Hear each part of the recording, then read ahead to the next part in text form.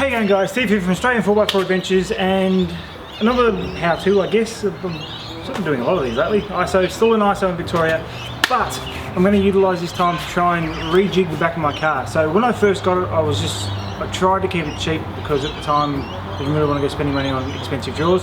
So I didn't know what I wanted then. So I just spent some money on some King's one. I think they were like $400 at the time.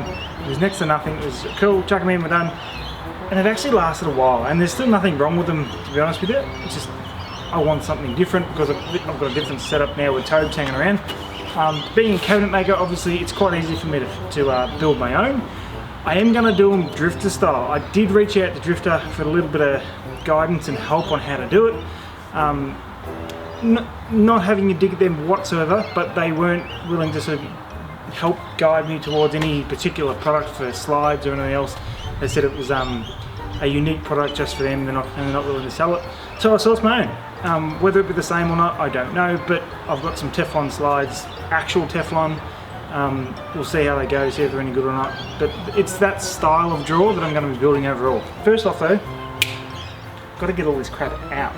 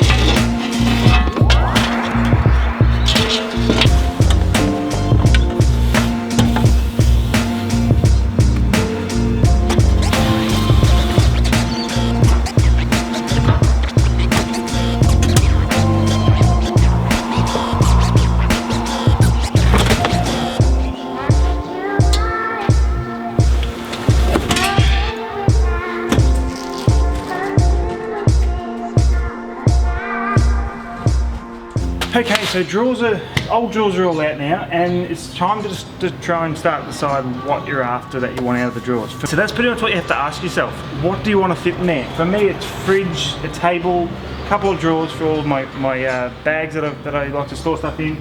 I need to house the battery. I don't need to house the battery chargers anymore. I'm going to charge the lithium straight off of the alternator and have it in that way. So I don't need to make room for that anymore, which is fantastic. I can utilise that room back in the drawer space. That's pretty much it. I've got to make a provision for the travel buddy, but I'm thinking about making that removable now, so it's not in there permanently. Undecided on that one. I don't have to worry about housing the compressor anymore either, because I'm actually putting the bracket inside the quarter panel of the car, which the 200s can do. So I'm just about tearing off all the trimmings and stuff for that now to get that in. That's going to be cool actually, just housing that away. I'm happy about that one. And then I can start making the drawers.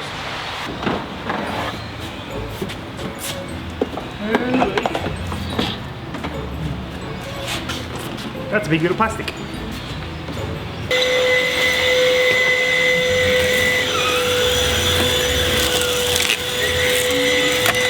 Alright, so my stage one for this is to cut the base first. As you can see, it's not fitting. Fair enough. What I wanted to do though is the way I'm going to mount it is there's some bolts off to the side on the front there, and a bracket at the back here I'm going to utilise to fix it down. I also wanted to extend the sides out so I can sit the battery on the side as well, so it's still sitting on a solid surface. Gives me something slightly better to fix it down to. So I've just cut a square the size that I want the overall thing to be. I've done 1.50 m deep overall. Could have gone slightly deeper, but I want to. Simple as that. My runners are 1.16 m. 1.50 m is more than enough for the marker. Gives me a little bit of extra room at the front there for USB points and stuff, so they don't get caught on the tailgate. Cut the big slab. I'm just going to mark out roughly where the wheel arches are, jigsaw them out, and that gives me my basic template of the ground, and everything's going to work off of that.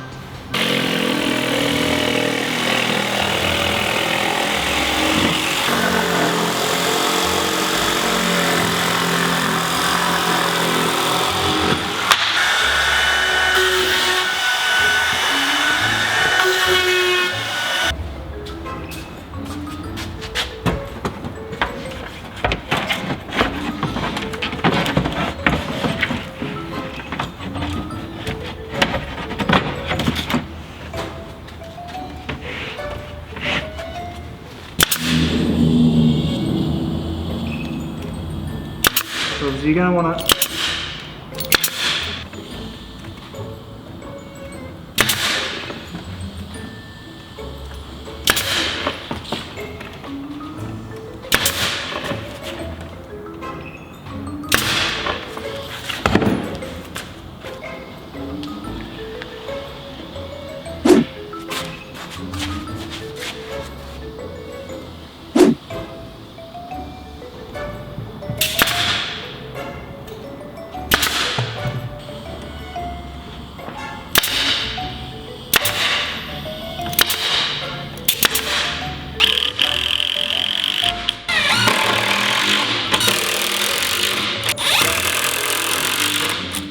always put screws in.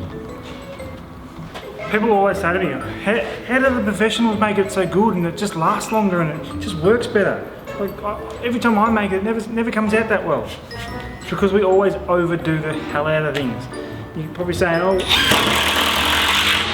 why are you glue nailing and screwing everything? It's over the top, right? You can never go over the top of these things. Always do more than what you think you need to do. Setting up the divider for the fridge, so I'm going to make it 550mm from inside edge to inside edge. So just pretty much just mark that up to give you a guide of where you're going with it.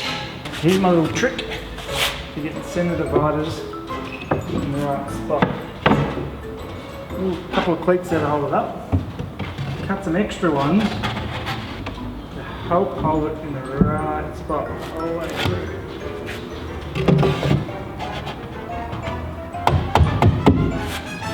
Works an absolute treat every time.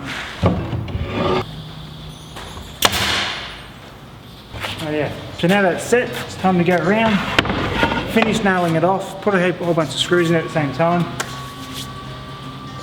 That's the box almost done. Now I've just got to start organising dividers, drawers, slides, carpet, paint, all the 12 volt stuff. So in other words, we're nowhere near finished. Okay, so top part's done, bottom part's done. It's not fixed together, still just floating there, but I just wanted to do a quick test fit before I start painting and doing some other funky stuff with it. I've got to do some rebates and all this cool stuff. So things to look out for when you're doing a test fit. One, specifically to the 200, but this is going to apply to other cars. Make sure you've got room in there for your draw runner tabs. Make sure they're not going to hit on the back there. That all looks pretty good for me. Especially when you're doing draws this high, make sure that it shuts and it doesn't hit on there. Give yourself at least 10mm clearance. There's going to be a little bit of flex and movement just in the car itself. So you don't want it hard up against it just in case it's going to rather do something funky. The other thing to test is the seat position of the drawers behind the drawers. So the seat position of the seats behind the drawers. Jeez, it's a tongue twister. For me, this is just a lucky coincidence. It actually lines up perfectly flat with the top of the seats. I love that. That's cool. The seats are all the way back. There's no more movement. Obviously, I can tilt them back further, but they're slid all the way back. So that's what I wanted to try and achieve.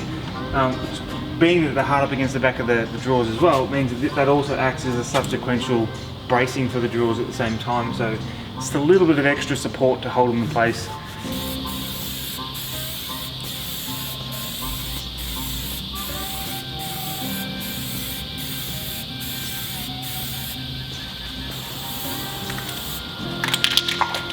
Alright, this is just because I live in Victoria, not because I'm painting. So that's all painted now. Obviously it doesn't have to be 100% coverage because 90% of this isn't going to get seen anyway. It's purely just to throw some colour in there, just make it not look yellow and ply-like. Alright, so a couple of these you're going to be wondering about runners and how they work. So, I managed to find some actual Teflon slides. This stuff's pretty hard to find for actual Teflon. You can get the plastic version of it, which is a FPPV something plastic. Not Teflon, but who knows. I did approach Drifta to find out what slides they're using, whether they're willing to sell me some. I got an abrupt no. They wouldn't, no, just no. So I found my own. So this is actual Teflon. It cost a bomb. Just these 8 lengths, it's like 180 bucks. It's not cheap stuff, like for real Teflon. Whether it works or not, I have no freaking idea. I got the white, doesn't really matter. It comes in black. So my theory is obviously one on the base of the drawer, rebate into there, this into the actual drawer itself, and that slide along. That's pretty smooth as is, like that's pretty good. What I'm going to do though, I'm going to actually rip these in half. Less surface area, less friction, better sliding, which is why I think it's purely surmising, don't hold me to it, Drifta don't sue me. Why Drifta have only a 12mm section of Teflon under their drawers, less friction, easier to slide. The other advantage that I'm going to do out of that is, because obviously my 8 lengths are going to turn into 16 lengths, I'm going to do something slightly different to Drifta as well, because I've always found that their drawers twist ever so slightly in the actual housing. I'm going to stand up on the side and fix it to the side there and create like a little L shape out of the Teflon to give it a guide on the side as well. It's twofold effect for me. One, it means I can space the drawer away from the edge of the side ever so slightly, enough for me to carpet down the side of it so it looks a bit nicer when you open it. I just think it looks neater personally.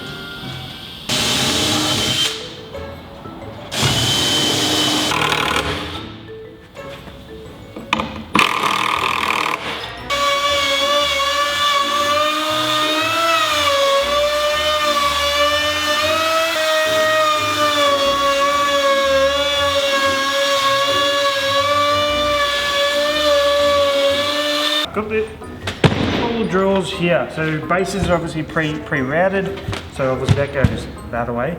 So it's got the slide on the bottom side there.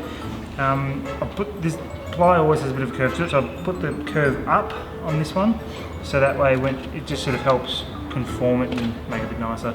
It's just easier to fix down rather than trying to sort of fix into a middle and everything else. Just the way it works. Let's knock some drawers together.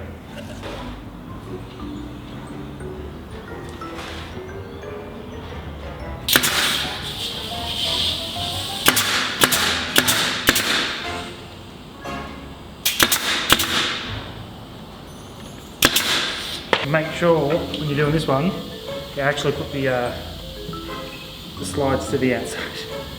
No point having the rebate inside. The excess glue, so don't get it all over yourself when you're wearing the merchandise. Hit me up in the comments if you want a jumper.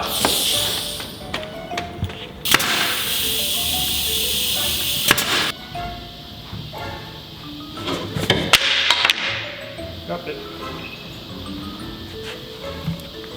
So that's got a hell of a curve in it.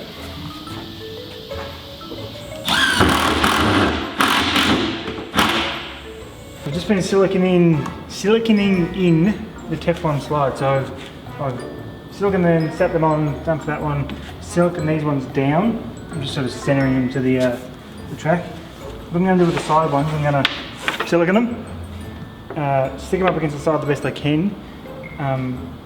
And then put the drawer in and let it dry like that, and hopefully if there's any sort of wobble or any discrepancy, this can sort of be packed out a little bit using the silicone and minimise any left to right clunking. Nice.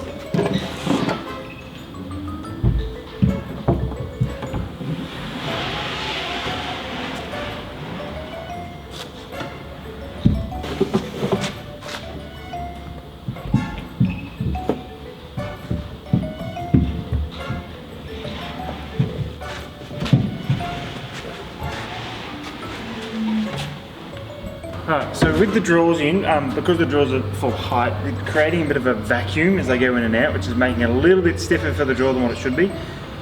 So I'm going to cut out a bit of a square in the back there. Two reasons, obviously one to stop that vacuum and compression of air, and tiny bit of weight reduction maybe. Alright, it's also going to help me if I ever need to get in to do anything at the back here to block it out, do anything at all. It's sort of a little access hole to sort of get in there, so it gets jammed, I don't know, you can push it from the back. It's just random stuff, you never know. And because of OCD reasons, that all lines up there, and that's the same size hole down there, just because, you know, I can't have odd shaped holes in size. Just know.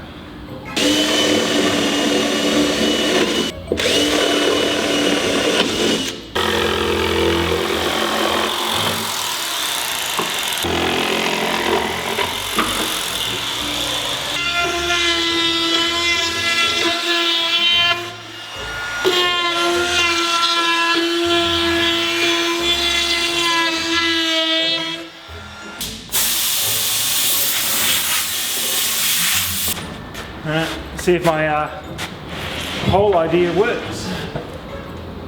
These buckets back in. So my idea to try and stop the drawer from bouncing out the back of the drawer, same Teflon slide, I've ripped it down to 4.5 mil, it's a 5 mil gap there. I've put a little chamfer, if you can see that or not, on that edge there, so that's going to go that way. So when the drawer comes up to it from underneath, it's got clearance, and then it gets tighter as it comes in. So essentially it's going to sort of push the drawer down towards the base of it, stop it from having any up and down movement. That's a work treat.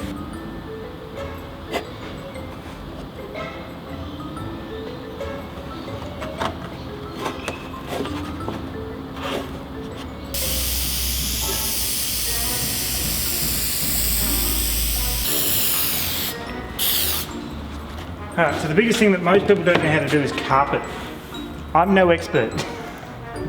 I do know how to contact adhesive though. So contact adhesive, you don't want it dry, you don't want it wet, you just want it tacky. So it's just like your fingers are just sticking to it on both sides.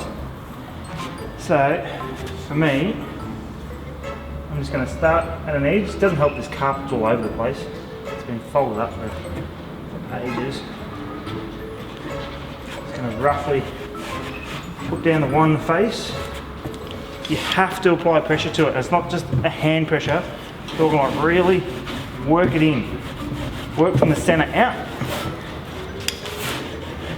And really add some pressure to this sucker to get it to stick.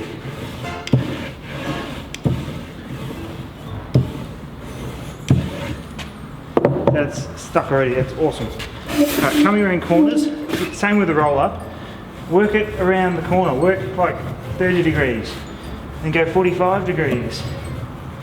A bit more. See how it starts to shape, starts to get there.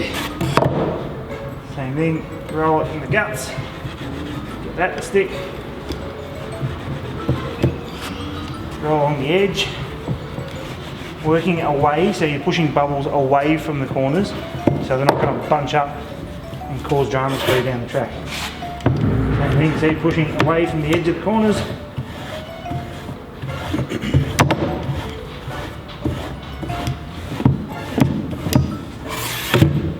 One perfectly carpeted box. You can see in that corner there as well, it's nice and tight. There's no great big gaps anywhere. So that's going to be my battery map.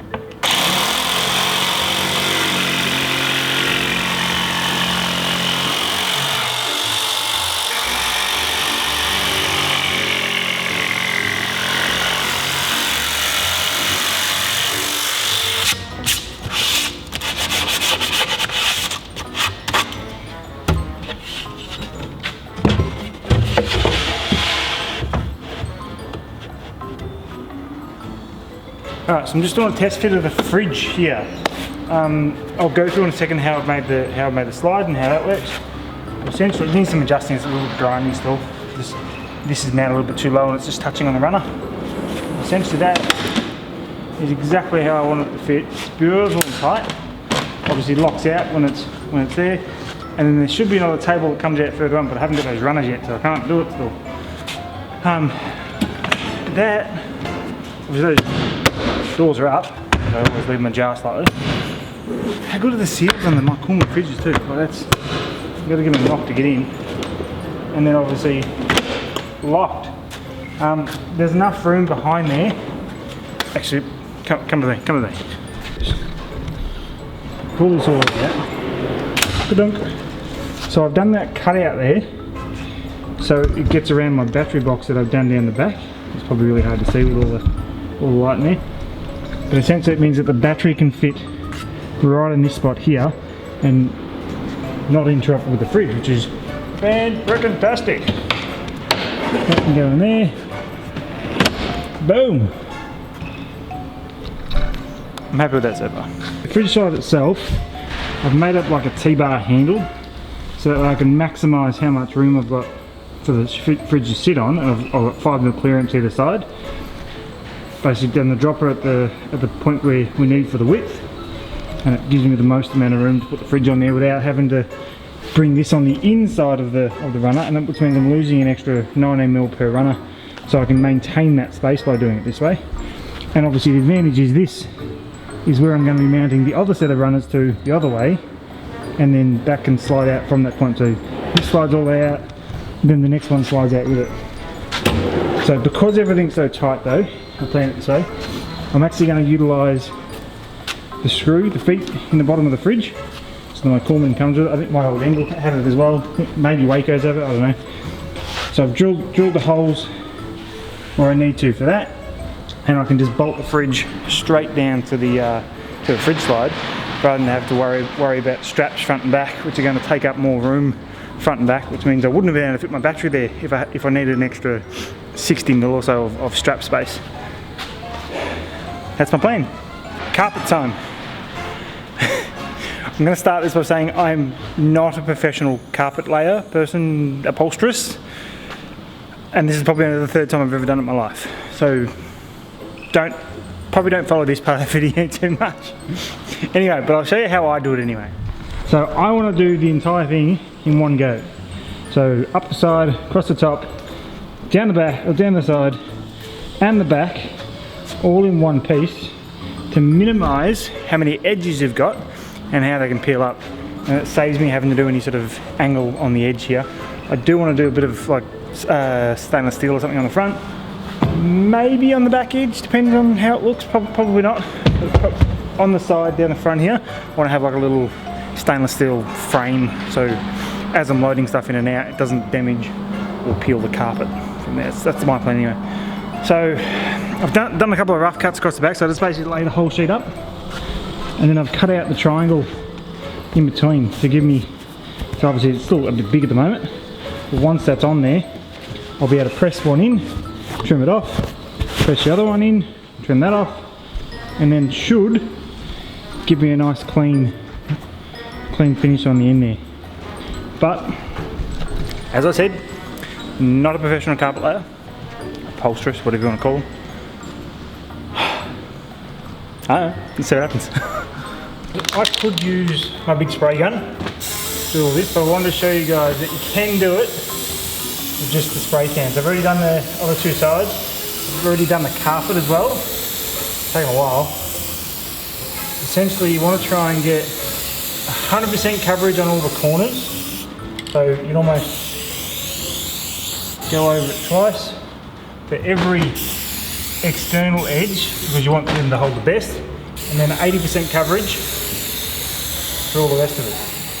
So you try and overlap a little bit. If you miss a tiny bit, it's not really going to matter. It's the middle of the carpet. A little bit of flex in it isn't going to kill it. Essentially, that's all you do. Nice big sweeping even motions. Try and keep it the same distance away the whole time. So actually putting your carpet down is a lot like laminating. So for me that's pretty familiar. I've done a lot of it in my time as a cabinet maker. So it's still a fray wet, but these will be fine. So essentially, as soon as contact and contact come together, they stick like, can't swear on here, they stick really good and it's really hard to get them up again. So you want to try and minimise the contact from the get-go. So essentially you just lay a whole bunch of sticks out, because this stuff, contact by itself isn't that adhesive. Contact with contact is very adhesive. So essentially lay all these out where the carpet sits, or laminate carpet, whatever, sits on this, and then you can pull these out as need be.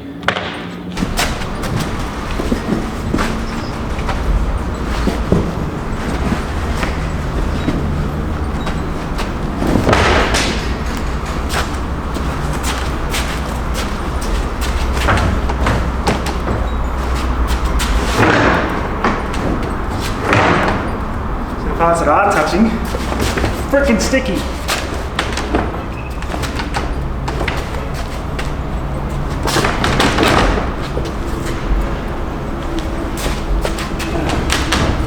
Start in the middle. Pull the middle ones out. This can be a bit of timber, whatever you want. Just I have the right tool, so I'm going to use it.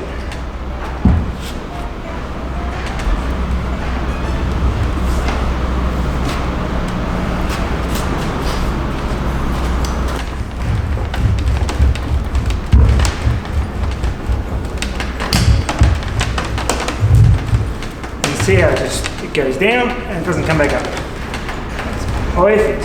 Means it's holding. The contacts at the right stage.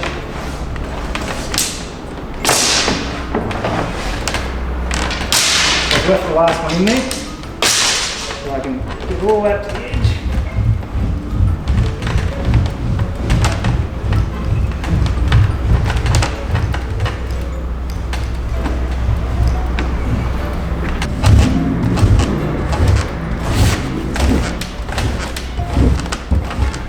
Okay, next step. So this front edge here, it's going to cop a beating because the roof's only going to be yay far above it. Stuff's going to get dragged, pushing up and coming down over this. Put too much pressure on this, as good as contacted as it can be, it'll eventually come up and look all ratty and horrible. Just no.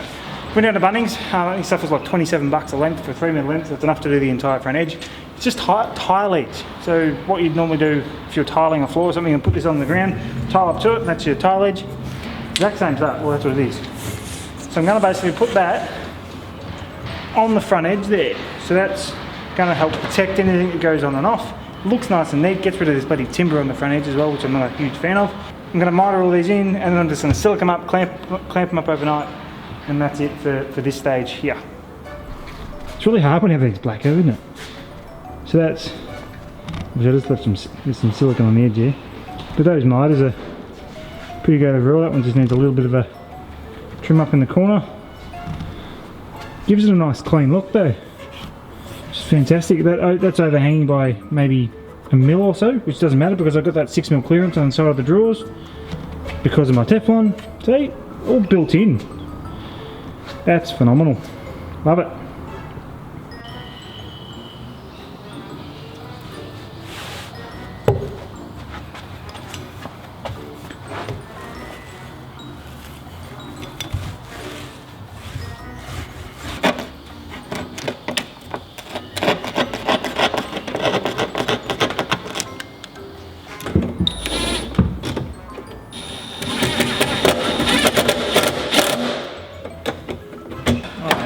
That's awesome.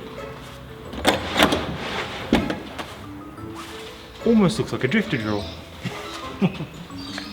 Alright, so just for the purpose of repurposing some stuff, that same angle tile edge that I used on the side of the carcass here, I've just cut some shorter lengths of it, and I'm going to use that as the catcher for the latch. So essentially it just gets screwed up, latch goes under and gets caught underneath there. Made the hole slightly bigger than what the screws are, so I can move it back and forward ever so slightly. If I need to adjust it more, I can always slot the screws to sort of adjust how tight the drawer closes and stays shut. Done. So that's the latches done, carpet done. So that's like, there's no movement in the handle at least. Nice and tight. Pulls out nice and easy. Sits there. Go back in. Nice clean, just gunk. And just trying to, like, there's no movement in the drawer itself. That is bloody awesome. Alright, time to move on to the drawer below the fridge now. Before I screwed the rest of the fridge runner off, so that way all the screws are in the actual runners, so there's no need for... Oh, these things are so hard to do one-handed. You just can't do it. Let me open it up. So open it up. That's easy there. I've fixed the cable chain off to the back of the drawer now, so that's a permanent... It's gonna work the entire time. Oh, trying to show you. So that goes in and out with it, which is nice and easy. Never have to worry about pinching a cable for the fridge. That is mint. Now it's just time to put that extra drawer underneath, and almost done for the actual structure. Oi.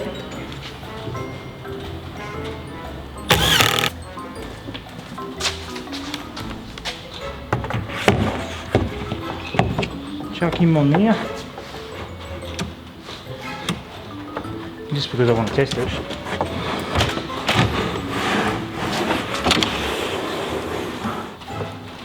Beautiful. Alright, so this has got to be my new favourite mod, I reckon. This is... I'm happy about this. Alright, so want to get to the fridge. Cool, let's pull the fridge out. Yeah, cool. Oh, damn, I need some more bench space. Okay. More bench space. That's... I'm happy with that. That's awesome. Obviously I know this isn't the first time someone's ever done this and that, but for me it's the first time I've done it in this type of joinery. So it worked out really nice for me. So that's a nice beautiful laminate bench top there. Obviously once that's fixed down it should be a little bit stronger. Probably still going to need a leg if I'm using it for more than sort of a coffee break. But that's an easy fix. I'll do that a little bit later.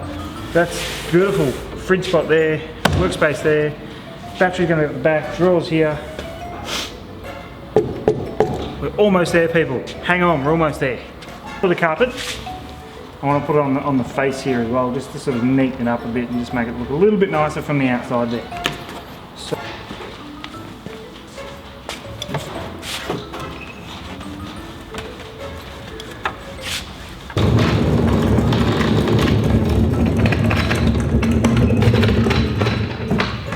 now to try and figure out how to get this in there by myself. That should be fun.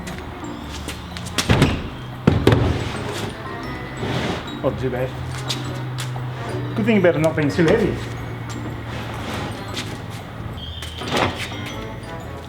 Pencil mark.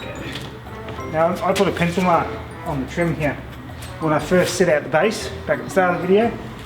So now I know exactly where to put it. Bolt hole should line straight up. Everything going well. That should work a treat. Shut that. Yeah, misses. It's tight, but perfect. There's my fridge side work. That's a good height there.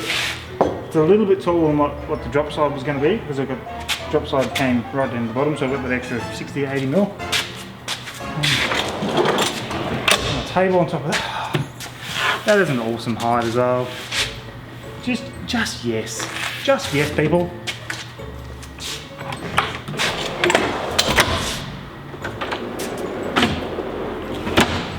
Alright, bolt her in. Everyone's going to say, oh, Teflon, like that's. Can you get much better? I think no. Alright, so these are the brackets. Yeah, focus. So it was just an L bracket from Bunnings, it was like $4 each. And I just bent it up to make it work. I've mounted into the factory seat bolt, and then I've done 2 T-nuts up above there to mount that on both sides of the back. That's going to be more than enough to stop it from coming up the back there.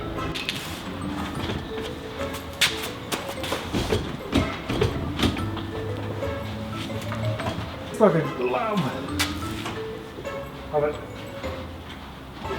Alright, time to screw it in. First one in. Alright guys, I'm going to finish the video there because it's gone way too long already, and yeah, so thanks for watching this far. I have finished the drills, but I'm going to make a whole separate video there for a run through on what it is. So this one's more just how it's built, what you do, and just a couple of ideas on how to build them. Going to be a whole separate video on the finished product. So stay tuned for that one. See you next week. Don't forget to like and subscribe as always. See you next week.